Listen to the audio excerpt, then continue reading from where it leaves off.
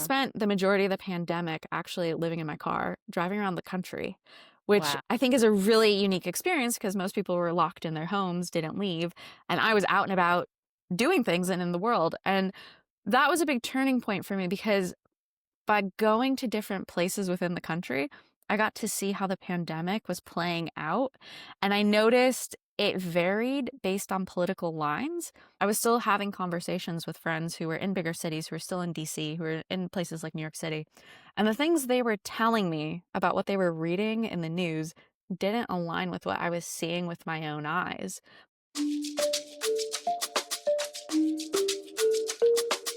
Welcome to Leaving Groupthink Inc. I am excited to be joined by Amanda Claypool, who is an incredible Substacker, which I'll let her talk a little bit more about. And excited to get into this conversation with you to find out more about how you have come along this journey of changing your mind about some of the things that we are often trained to think about via schools, culture, etc. So yeah, just give us a rundown of who you are, what's your main policy, interest, or focus, and what do you write about most often? Yeah, thanks again for having me. So I'm a writer, and I mostly publish on Substack, but I've also started dabbling on YouTube recently as well, doing commentary on there. And my main focus area right now is economics, mainly the future of work and how I personally think AI is transforming everything about life as we know it. I think what we do for work, how we exist in society, culture, all of that is about to fundamentally change because of AI. But that isn't how I started my career. This is actually all kind of new to me. I went to college to study political science, international relations, and I actually started my career working in Washington, D.C. I was a defense contractor, and my dream was to become a spy. I came this close. Spent some time living in the Middle East, and I ended up working on a counter-nuclear smuggling program in the Middle East for a while. So spent some time there, conveniently ended my career right before COVID, and over the past couple of years have been really interested in economics. And I started with personal finance, but then it kind of led into economics, but really trying to understand how the world works and this whole, like you go to school and you think the world is one thing, and then you leave and you go into the real world and you realize, oh, we're all working these 9 to 5 jobs, trying to make money. And like, what is this all about? And then so I started diving deeper into, the economics and the systems that were built to create the lives that we're all living. And then of course, ChatGPT came onto the scene, and I was like, oh my gosh, like things are about to really change. So that is something I've really been diving into and trying to understand how the world, like kind of honestly, like starting from a fresh perspective, like Mm. assuming I know nothing, assuming I'm wrong about everything. How does the world work? What are we doing here? And what's life all about?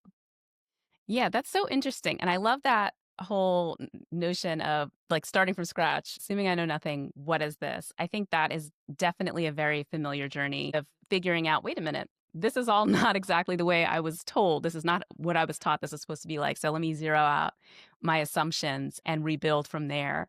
And so, what were some of the turning point moments for you that sort of led you in that direction that forced you to realize, wait a minute, what I'm seeing in the real world and what I was taught to expect are not matching up?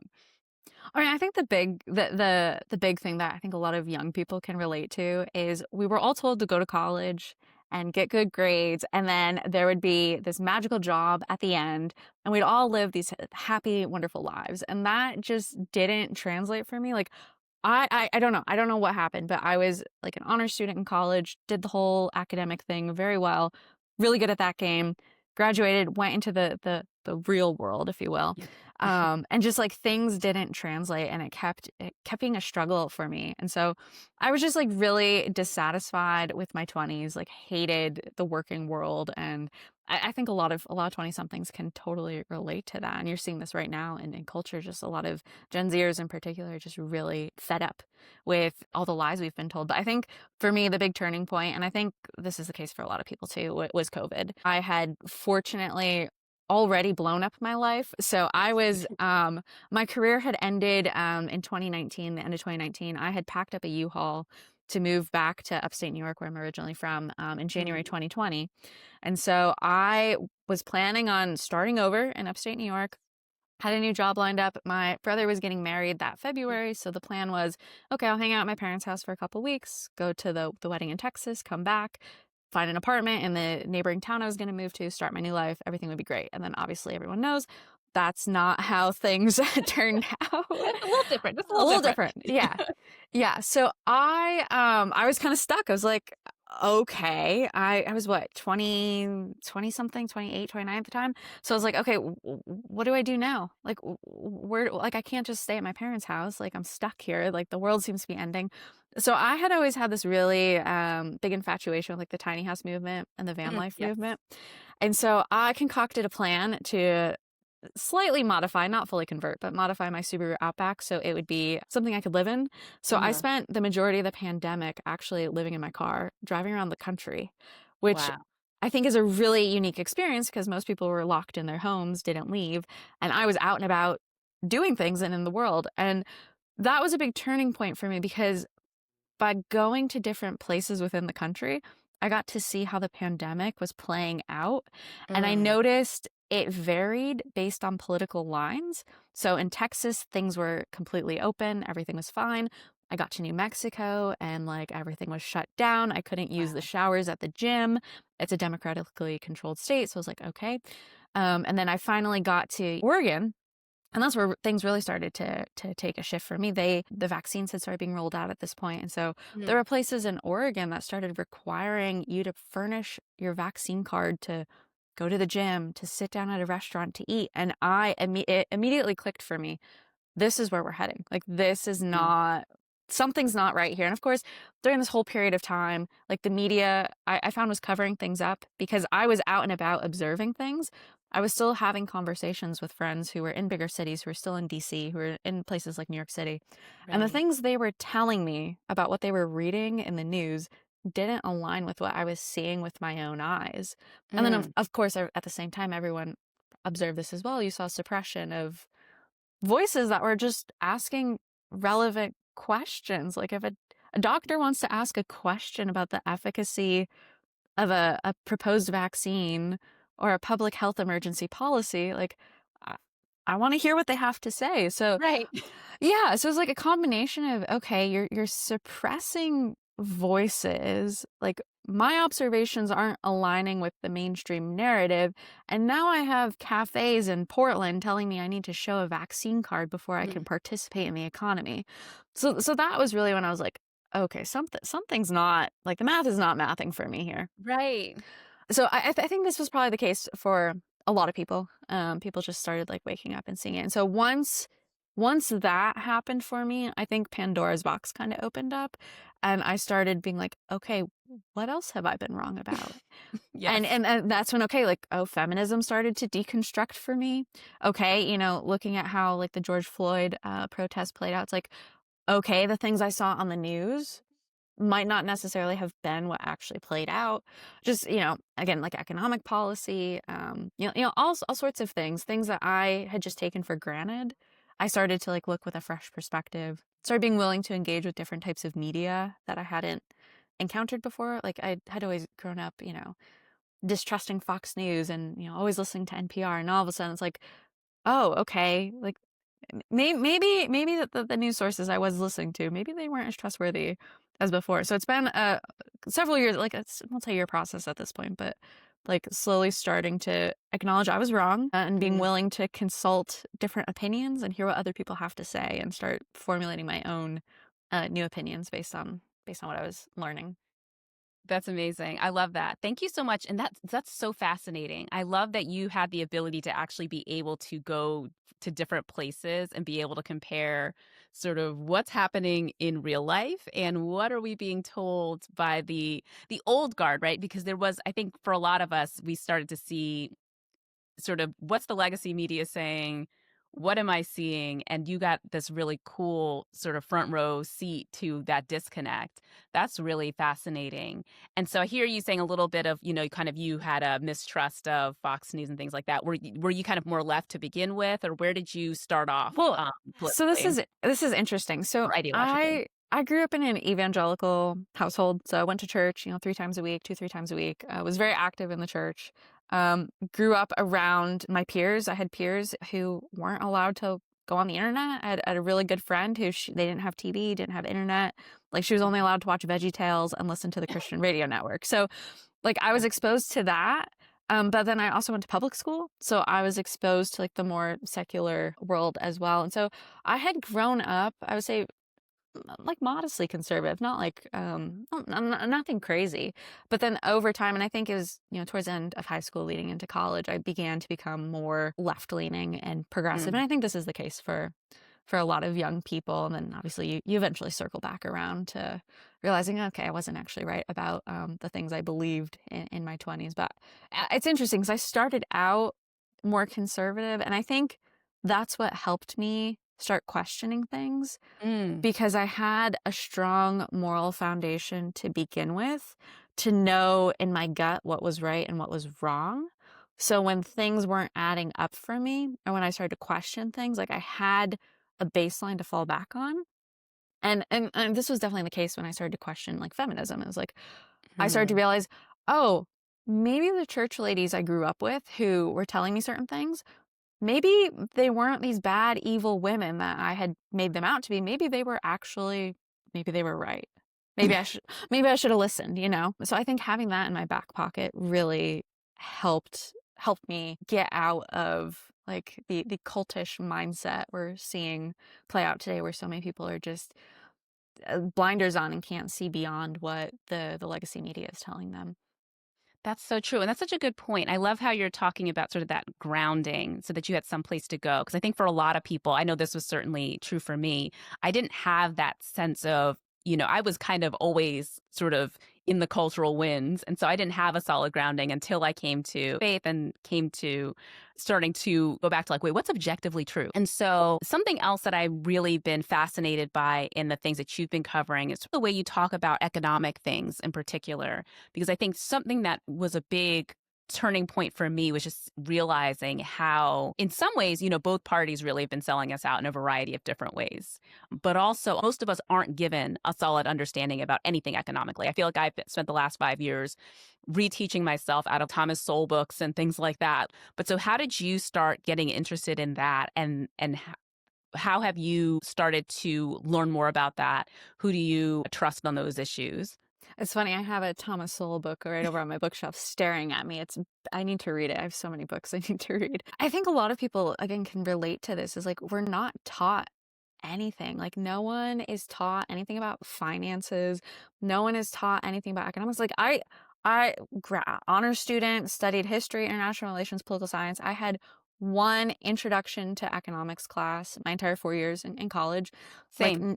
I never picked up a primary source book, like never read. I've been reading it now, but never read Adam Smith, never read Karl Marx. So I had been learning things about Mm. socialism and Marxism, never understood why or how. And just because when you're in college too, like you're so focused on school and social stuff, you don't really have time to dig into that stuff. So Right, right. And people don't really do all the reading. You kind of no, no. skimming, scanning, yeah.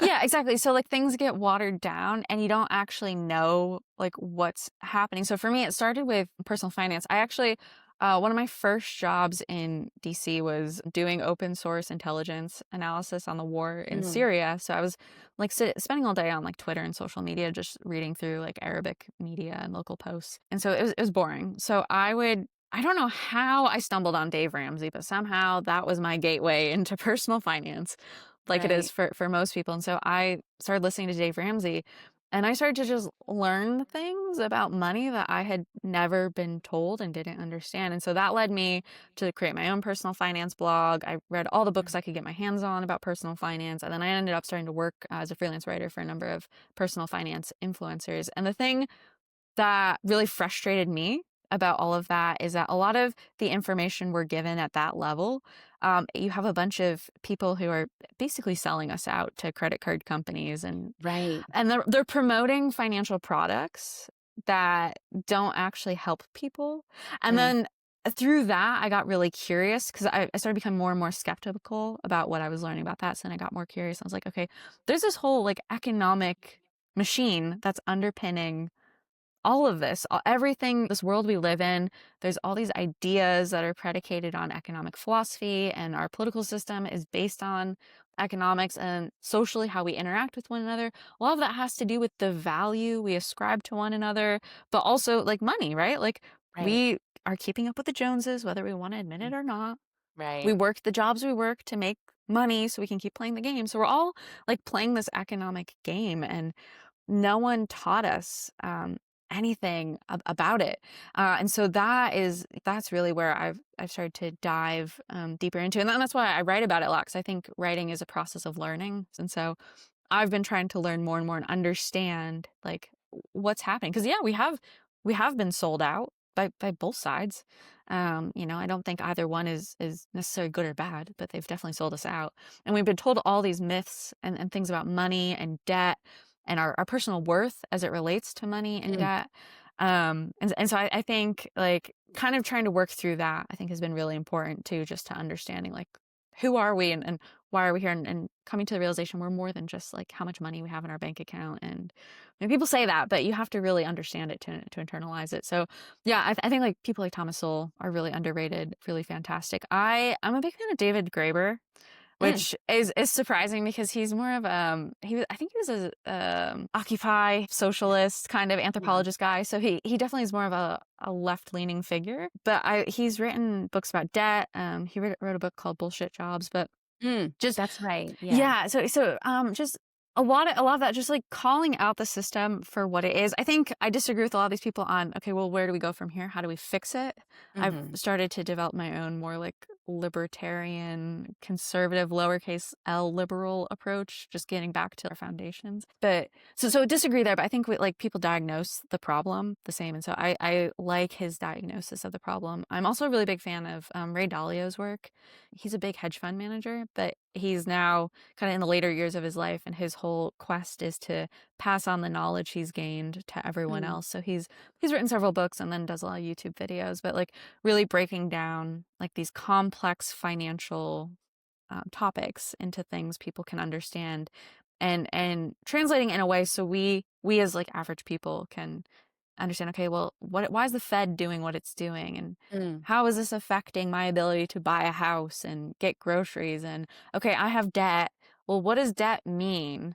Like it's not a lot of people, and this is where Dave Ramsey, you can take him or leave him, but a lot of it's like, oh, you need to stop spending so much. You need to stop spending so much. And it's like, yeah, I agree, but also we live in a system designed around debt, right? Right. So we're supposed to be in debt. Debt is money.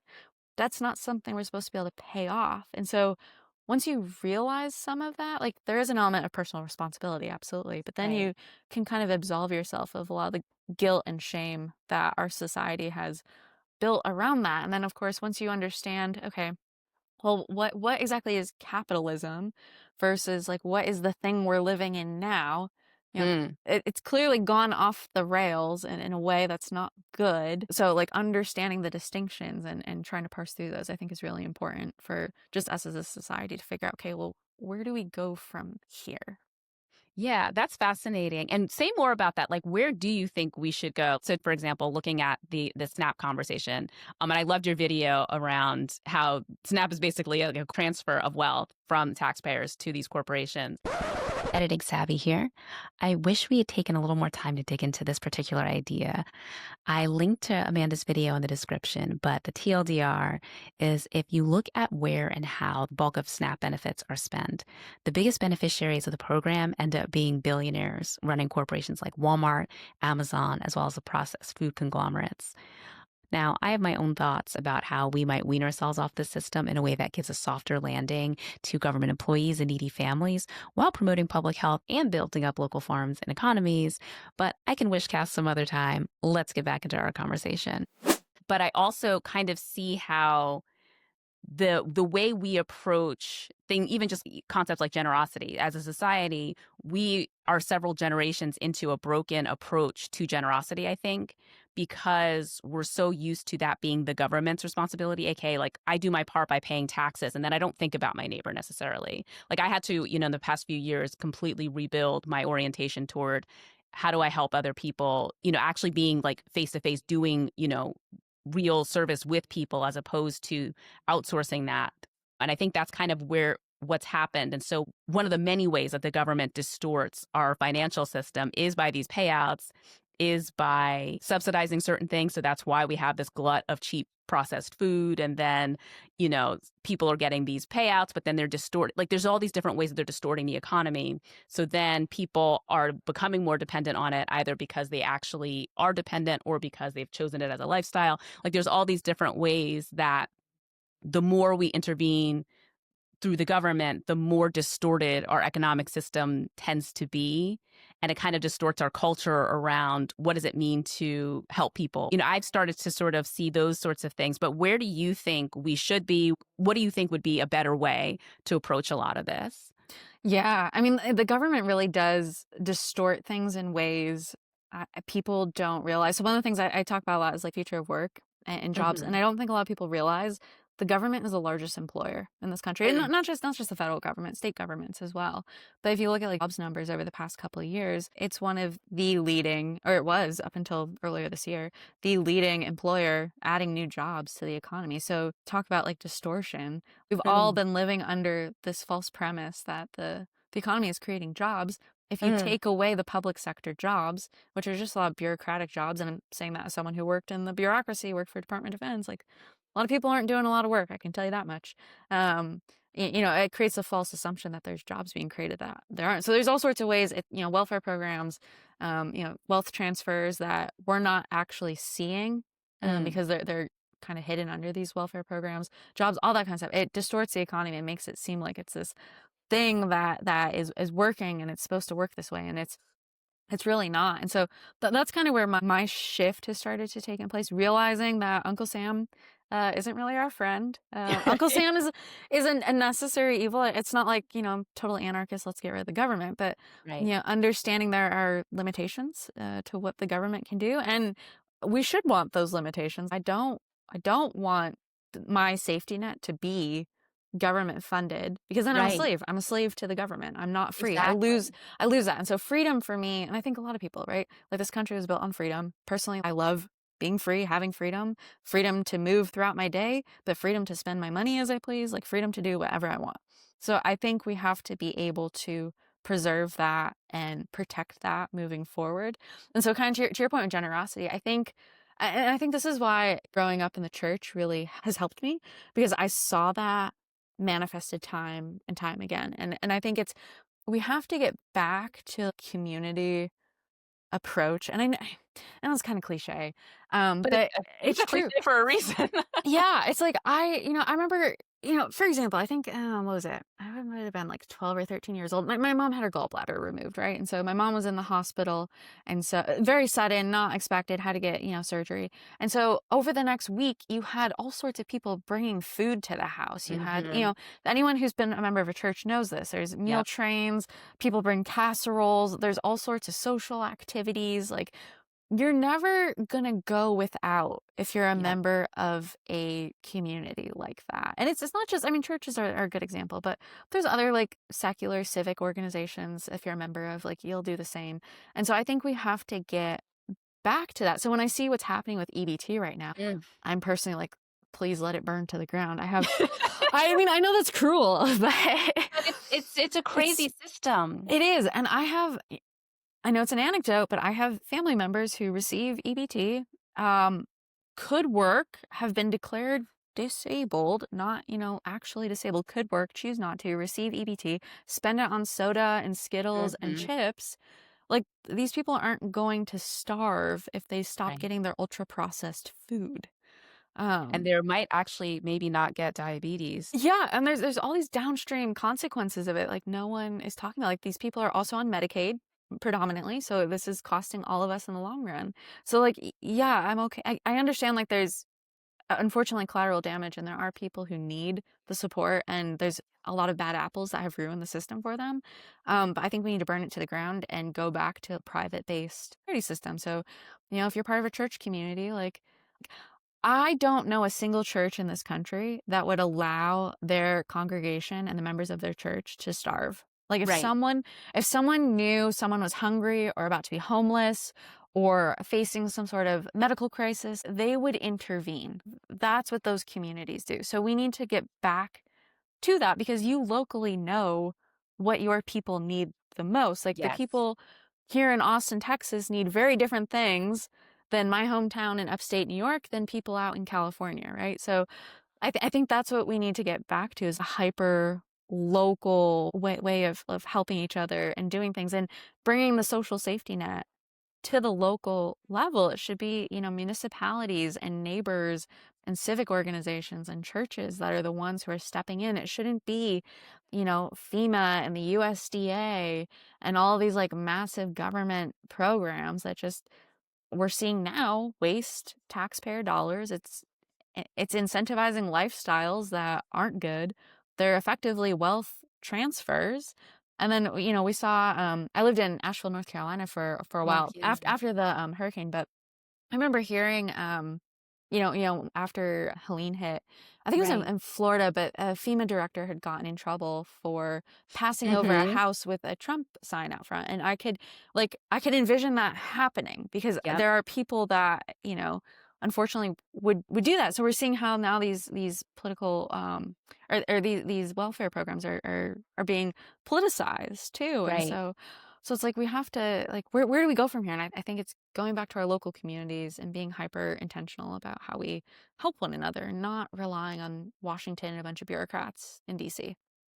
I think that's so true. And I think especially the points you're making about like freedom and then this economic piece, because I think two things that always come up for me as I'm thinking about just how we do these public programs in particular, because I definitely, my heart goes out to people who are struggling, especially through no fault of their own. And I think there's also, the more I've both lived, life experience, but then also studied, the more I see that there are definitely ways in which the ways we help can actually hurt people. Or the things that people think are helping are actually hurting people. Watch these EBT videos, the fact that we have people who are Snap influencers is itself Oh yeah. a very weird dystopian cultural manifestation. But I look at these people and I'm just like, these women, because it's mostly women who are doing this, they're not like, this is not a healthy way to live, right? They're eating things that are literally killing them. Like, if we look at the top causes of death in this country, almost all of them are diet related. Mhm. And so people are being put on this pathway to like a very slow deterioration. But then, which also in the meantime makes it harder to have the amount of energy, the mental clarity that you need to be able to be really industrious and productive. But then I think about how you have the people who are abusing the system, who are ruining it for the people who really need it.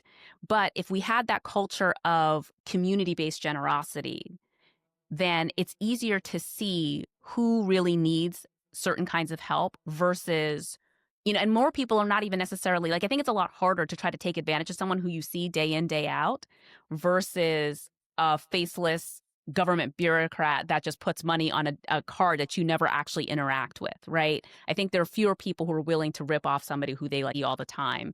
And to the extent that there are people like that, it's a lot easier to realize, oh, wait a minute, we're being taken advantage of, so we're going to stop. You think about this as I work with people who do things in their church's mercy ministry and things like that.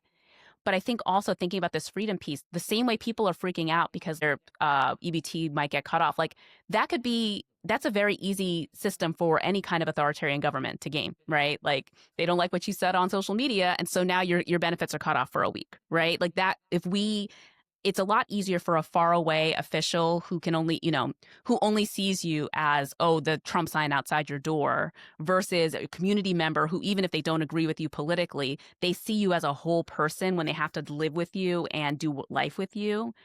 I think there's wisdom in people who actually know each other, who are mutually interdependent, as opposed to this one-sided, lopsided system where the government is passing through these benefits to people who don't actually have to interact with each other, don't know each other as real people. There's not that same sort of mutual responsibility and accountability the way there is when you have that more direct relationship. And so I definitely agree. Getting back to that community-based thing is important. Yeah, and I'll even say too, like I've had to like check myself with this as well. Like as I watch these EBT, like they're literally Snap influencers. I made my first video about this over the summer. I didn't know this was a thing, but this is a whole niche on TikTok where Yeah. you and it is largely women who are bragging about their hauls and like how much money they're getting to support all their kids, and most of them are single moms. Right. And how it really is a lifestyle. It's I've said this with before and other stuff I've written, but it's like people pass down wealth Mm, and pass on advice on how to invest, and they pass on advice on how to build generational wealth. People also pass down poverty. yeah. Like, it's not necessarily the system that is trapping people. A lot of it is a mindset. And if your mother did this and your grandmother did this and this is what you know, then that's what you're going to do. And because it is a faceless, nameless government thing, it's a system to be gamed. Yep. Just in much the same way that wealthy people game the IRS and try to play, Yep. minimize their taxes, you have other people who are playing the game with welfare, Medicaid, housing, whatever, to try to get as much as they can out of the system. So it's easier, like you said, to exploit people when you don't see and you don't know who they are. But I've had to, really check myself recently, because Mhm. the more I see these influencers, the more I'm thinking to myself, I wish someone would dox them, and the governments who are giving out these benefits would see these videos and be like, oh, we're going to turn this off. But then I have to remind myself, kind of to what you were saying, like, oh, this is a slippery slope to authoritarianism. Like, as much as Yep. I would love to see these people punished, I'm like, We cannot do that." Right. Because then it gets to a point where it's like the trucker protests in Canada, where it's like, okay, you say Mhm. something on social media, oh, we're gonna freeze your bank account. Exactly. No, You it's a know? very creepy, but it really comes back to this, the more nameless, faceless the entity gets, the easier it is to just think of it as something to be gamed as opposed to you're taking advantage of other people. Just the fact that it's so easy to just kind of stare at the glass box and just get the little likes and comments and see your follower count grow and forget, you're getting on the internet to talk about how you are cheating hardworking people, right? Or the person who might just look at it and be like, oh, I don't like the sign in your yard, so I'm not going to help you. It really makes it a lot harder for people to show up as their best selves because they take the human element out of it. And I think, yeah, the more we get back to that the more we get back to that community is going to be better for everybody. Yeah, and it requires us to like I've been doing, like, confront the reality, like, hey, maybe you were wrong. Maybe the Yep. things you've been told are wrong. Like, not all Trump supporters are bad people. That's something I believed in 2016 when I was definitely Same. like Yeah. still in my hardcore feminist liberal phase, like thought every like Trump supporter was the spawn of Satan, and now here we are several years later and I voted for him. Like, Yep. it's like not everyone is as bad as you think they are, but the media makes it out to be, and not just like the corporate media and social media as well. And it Yeah. creates this echo chamber. And, we groupthink is real. And especially for women, we are Mhm. designed to fit into the mold of Yep. social acceptance because we need to be part of the tribe. That's how we're biologically hardwired. So we are, um, designed to kind of go with the herd and believe what everyone is telling us, because that's what we're supposed to do to survive. And so I think it's up to us too to like start really questioning things. And I do think, when we say like, okay, come back to community, I think this is where women have dropped the ball, and I think this is where women Mm. need to pick it up. It's like we used to be the ones who Yes. fostered community, right? Like, we were the ones that cooked dinner and had Mhm. everyone over for Sunday supper. We were the ones who stayed at home so the kids could play outside, and we like visited with our neighbors. So we had relationships with them. Maybe they weren't good relationships. Maybe neighbors fought with one another, but you still knew the name of your neighbor. And Yeah. even when I think of like the meal train my mom got in like 2008, it's like, okay, a lot of that women who did Yep. that. And so I think that this is one of the biggest tragedies of our time, is that a lot of the community-based institutions that would otherwise help people in times of need, they used to be led by women, and now they Yes. have absconded their responsibilities and the opportunity to serve one another. They no longer see it as service to others. Everything has been rendered down to an economic requirements, like, okay, how much of my unpaid labor are you taking Mm. today, or my Yes. unpaid generosity, like we can't just give Yes. anymore. And it's Oh my just goodness. so sad. I think about this a lot, especially as I've I used to work in like the nonprofit industrial complex. And then as I've kind of shifted a little bit in how I, just the way I work and how much I work, do spend a greater proportion of my time at home, helping other neighborhood families, helping at my church, things like that. And I realize how much of that community building that women do, some of it has really been sort of absorbed into the government, but then also then that parallel industry of nonprofit organization. So rather than being the one who is organizing the things informally with people in your community, some of those same women or the people who would be those women are working in these nonprofits where they're pushing for policy and they're pushing for government to take on some of those roles instead of being that, sort of communal glue in their communities, in their homes, in their families.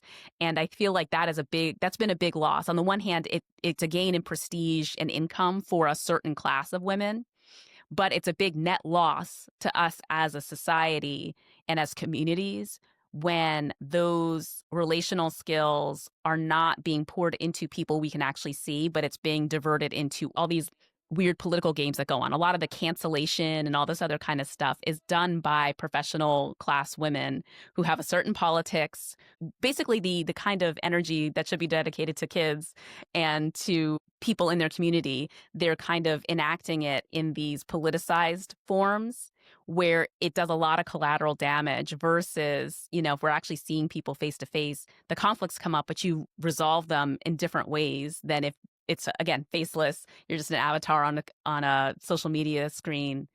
I agree with you. Like, I think we've lost something with women taking those skills and kind of directing them toward political and policy ends. And not to say that like we shouldn't be involved in policy or that policy doesn't matter. It absolutely does.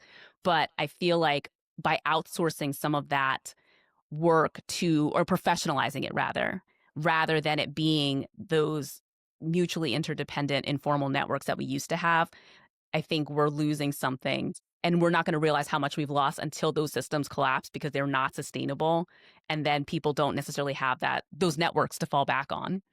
Yeah, yeah, and this is something I've, definitely been thinking about really deeply because I think a lot of the infrastructure, I mean, it's already collapsing, right? Like, the fact Right. that you have 1 in 8 Americans on food stamps, Yeah. and How is this even possible? right, like, what is going, well, not, I shouldn't say 1 in 8 Americans because it's come to light now that a lot of the folks on food stamps aren't even citizens, so it's like you have that whole issue too. But it's like, how are so many people in this country, like, this is the wealthiest country on the planet, how are so many people like struggling, right? Right. And so like there's that whole question. But then I released a video on YouTube talking about the homelessness crisis with the Mm. elderly. They're the Mm. fastest growing population of homeless. And a lot of it has to do with the cost of living. These people are on fixed incomes. And so if your HOA fee goes up, if your Mm. taxes go up, if your landlord sells your building and a new one buys it and there's no rent protections or rent control and they jack up the rent, like, you're kind of SOL. And so I keep thinking about this, but it's like all these informal networks that would take care of these people like no longer exist. And so we're rapidly entering into a world where white collar professional jobs are going to disappear. So we've professionalized women. Like, I think that's a great way to put it. We've told women, go get jobs, go get careers, take on all this debt, like, go Mm. work in the workforce, work, 9 to 5 for corporate America. So we've taken the community building, the informal stuff away. We've professionalized it. Now we're about to strip everyone of their jobs because AI is taking jobs. And it's not just that like AI is literally going to do jobs for us. It's that it's restructuring the economy. I'm working on a book right now Right. about this, but it's like there's all sorts of stuff happening, and we're seeing this play out live. I mean, Amazon announced upwards of 30,000 white collar workers going Wow. away. UPS 48,000. These are two of the top 10 largest private sector employers in the country. So that's a big deal.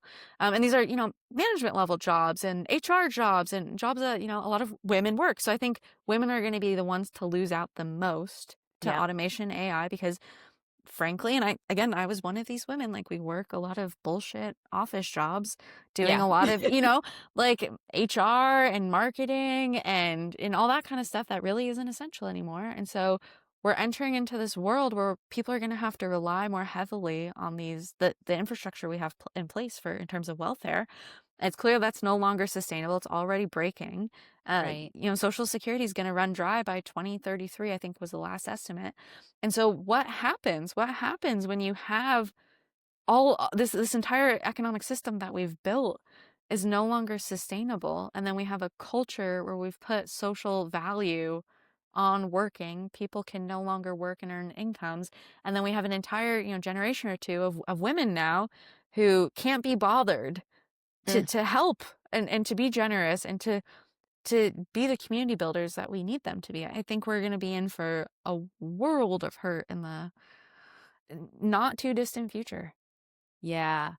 Oof, yes, I think that that's a huge, and I very much look forward to reading more of your analysis on all that because I think it's true. Like, I, we really need to figure out what exactly we need to do. I think policy energy is definitely important, and we need to be protecting like our farmland and stuff like that, like making it easier for people to like grow their own food, manufacture Yep. things here because allowed ourselves to be so dependent not only on government but also on foreign countries, faraway corporations, and we need to be bringing more of that economic activity back into homes, back into communities. We need to relearn some of the lessons of how households and communities were structured just before the Industrial Revolution, just to be able to remember, like, oh, this is how we had household economies, we had neighborhood economies. Like, we need to get back to a lot of that for, ecological reasons and economic reasons. Because we definitely, like, people need to be doing certain kinds of work and we need certain products. We need actual physical things to be fixed. The robots can't fix everything yet. They can't fix all the plumbing. They can't do,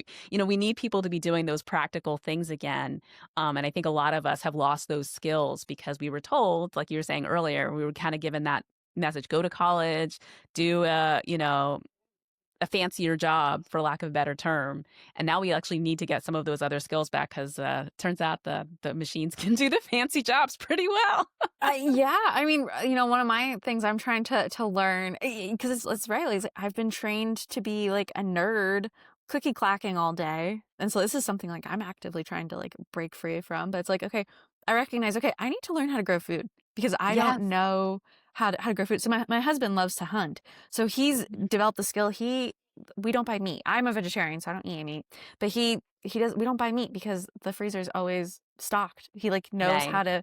He knows how to procure food, and I'm starting to realize, wow, maybe the preppers were were onto something too.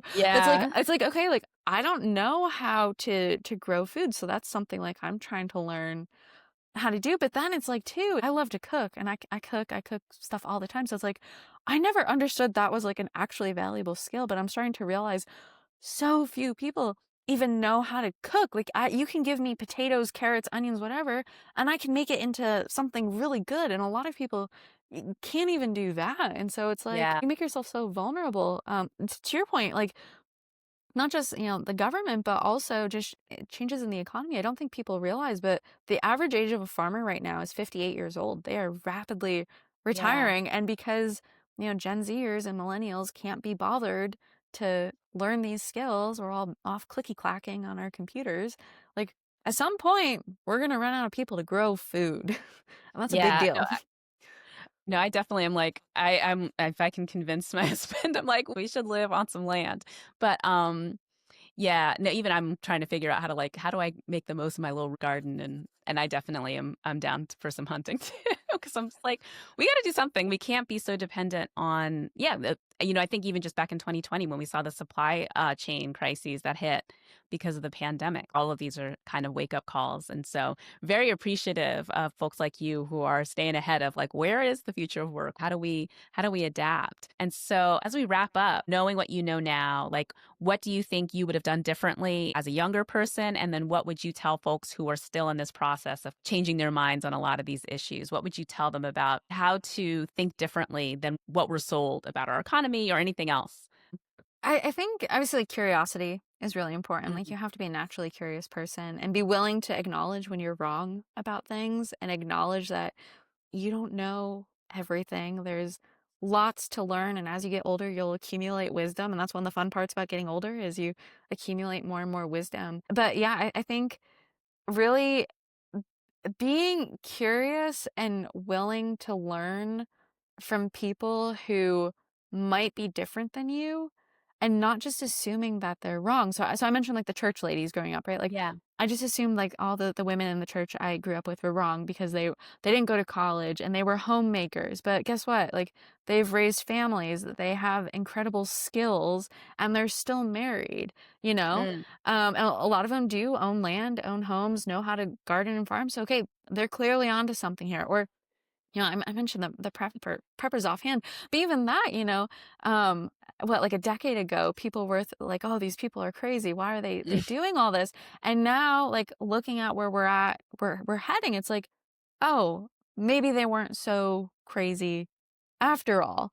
And so I think like starting to be willing to hear people who are different than you, and mm, not just demonize them. I think that's the folly we've fallen into, is we just assume, oh, you're a Trump supporter or you believe this, therefore the entirety of your existence is bad and you're a bad yeah. person. But a lot of these people are like wonderful, great people. Like I love my aunt and uncle. They're great. They are hardcore Trump people. And so when I was in my liberal phase, I would roll my eyes and be like, okay, I don't want to hear what you have to say. But at the same time, they have it like a mini homestead. They raise bees and they garden and they have all these skills that they've been passing on to me. So it's like if I was one of these people who, you look at the last election and mainstream media sources were telling people like, hey, it's okay to cut off your family. It's okay So, to skip ugh, Thanksgiving, you know? If people are willing to do that, then they're not going to hear the other stuff that people have to say, and they're not going to be willing to engage with their neighbors or give freely. And so I think people have to acknowledge their own like hubris and check that and be willing to be like, okay, I'm not right all the time. I'm actually wrong. Be willing to learn, be curious about learning, and then seek out people who are different than you. And maybe that looks like watching Fox News if you're a regular NPR consumer. Maybe that looks like hanging out with your crazy uncle at Thanksgiving dinner and actually having a conversation with him. Or maybe it's listening to a group of people that has been demonized up until now mhm. and being like, okay, like maybe there's something here for me to learn. Like look for opportunities to learn. Don't just like blanket diminish everyone and just assume everyone's wrong. Like there's always something to be learned. That's so true. Humility, curiosity will take you very, very far in life. There's such wisdom in that. I think one of the things that sort of I see as through lines in people who have kind of rethought their own things is just recognizing, like, oh yeah, like those people I thought were crazy, but they had a point. I think the more we start to recognize, like, wait a minute, people are making their decisions for reasons. Like people are not just going around being like, I want to be crazy and make bad choices. Like most people are not waking up that with that intention. And so thinking about, well, why are they making that choice? What might I be able to learn from them? What information do they have that I don't have? I love that. Thank you so much. Where can people follow you, keep up with your writing, with the stuff that you're sharing? Yeah, so I mostly publish on Substack over at Tomorrow Today on Substack, but then I also do commentary on YouTube, which just Amanda Claypool, and you can find me there. And yeah, I'm constantly putting stuff out and trying to have these conversations because I know they're really important to have sooner rather than later. Absolutely. Thank you again for making the time to talk and for sharing your wisdom with us. Yeah, thanks for having me. Thanks so much for watching. If you'd like to continue to expand your mind while supporting this work at no extra cost to you, please check out the links in the description and the pinned comment where you'll find some great news resources, books, and ways we can work together. Thanks again, and I'll see you in the next one.